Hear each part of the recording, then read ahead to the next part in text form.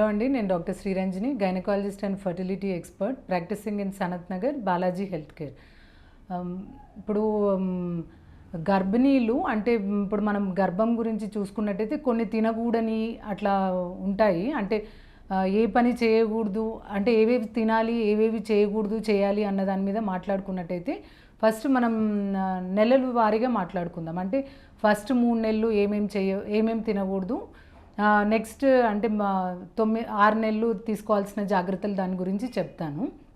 మొదటి 3 నెలలు అంటే అది మెయిన్గా పిండం తయారవుతున్న టైం, అంటే గర్భం నిలిసే టైం.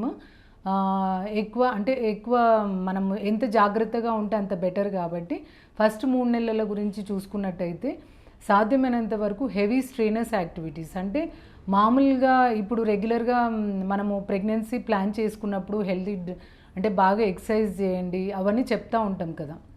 వన్స్ ప్రెగ్నెన్సీ కన్ఫర్మ్ అయినాక మొదటి 3 నెలల వరకు మొత్తం బెడ్ రెస్ట్ తీసుకోమనేది చెప్పము.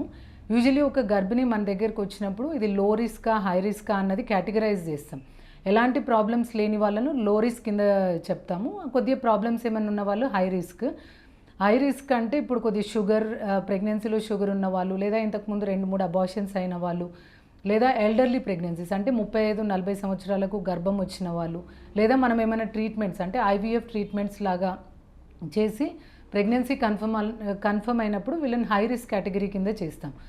వీళ్ళు సాధ్యమైనంత వరకు మొదటి 3 నెలలు ఎక్స్ట్రా అంటే హెవీ వర్క్ అట్లాంటివి చేయకుండా మొదటి 3 నెలలు సాధ్యమైనంత వరకు జాగ్రత్తగా ఉండి ఏం పని చేయకుండా, అంటే బేసిక్ మినిమం అంటే పడుకోమని కాదు, రెగ్యులర్ వంటకాడికి చేసుకుంటూ బేసిక్ యాక్టివిటీస్ అంటే పొత్తి కడుపు మీద ఇబ్బంది పెట్టే యాక్టివిటీస్ అలాంటివి ఏవి చేయకూడదు.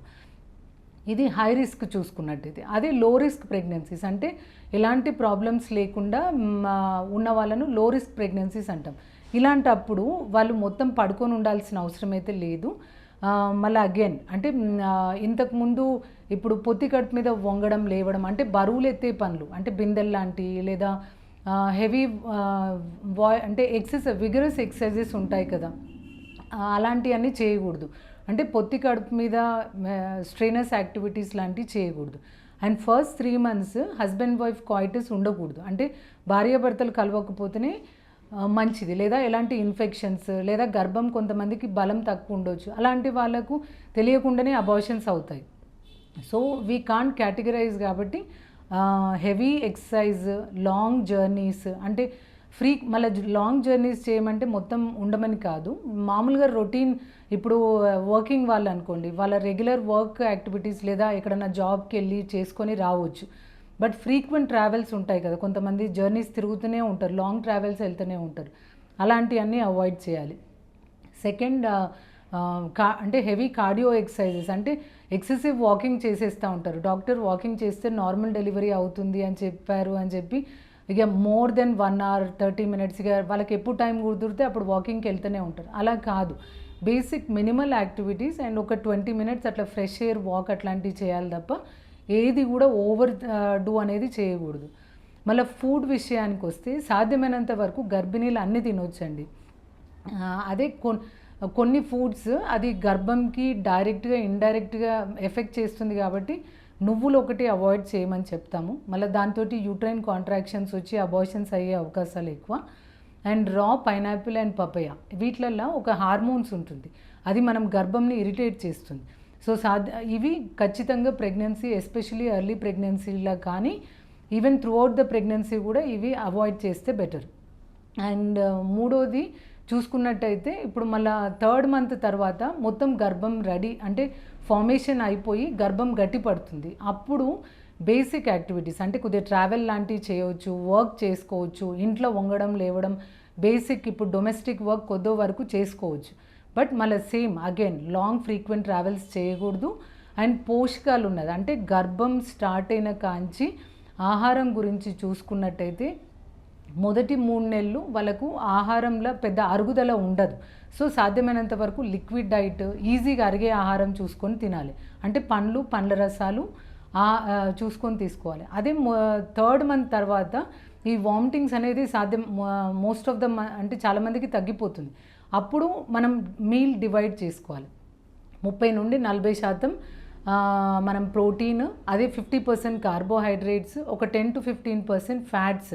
ఫ్యాట్స్ అంటే నెయ్యి, మన పనీర్ అట్లా, అంటే హెల్దీ ఫ్యాట్స్ అనమాట. ఏదైతే మనకు పిండంకి ఉపయోగపడుతుందో అలాంటి ఫ్యాట్స్ తినాలి. కార్బోహైడ్రేట్స్ అన్నప్పుడు కూడా జంక్ ఫుడ్, స్ట్రీట్ ఫుడ్, ఈ బయట ఆహారం తిని మళ్ళీ హెల్త్ ఖరాబ్ చేసుకోకుండా సాధ్యమైనంత వరకు ఇంట్లో ఆహారం తీసుకోవాలి. మిల్లెట్స్ అంటే ఈజీగా ఇప్పుడు కొంతమంది అసలు రైస్ సహించదు వాళ్ళు. అలాంటప్పుడు అంటే ఏదైతే పోషకాలు ఉన్నది అంటే ఆకుకూరలు, వెజిటేబుల్స్ అన్నీ కట్ చేసుకొని సలాడ్స్ లాగా, ప్లస్ అంటే ఏది వాళ్ళు సహించగలుగుతున్నారు, ఏది తిన్నాక వాళ్ళకు డైజెషన్ ఇబ్బంది లేకుండా ఉన్నారో చూసుకొని దాంట్లో కూడా ఉన్న వాటిల్లో పోషకాలు అన్ని అంటే బేబీకి రావాల్సిన పోషకాలు వచ్చేటట్టు చూసుకోండి. కాల్షియం సంబంధించినవి అన్నప్పుడు మిల్క్ ప్రోడక్ట్స్, రాగి, పనీర్, టోఫు అట్లా. అండ్ ప్రోటీన్ చూసుకున్నట్టయితే కనుక మటన్, చికెన్, కొంతమంది అదే వెజిటేరియన్స్కి అయితే చిక్కుడు గింజలు, సోయా గ్రాన్యూల్స్ అట్లా మొలకెత్తిన గుంజలు. హెల్దీ డైట్ అంటే ఇది తినాలి అన్నది ఉద్దేశం కాదు.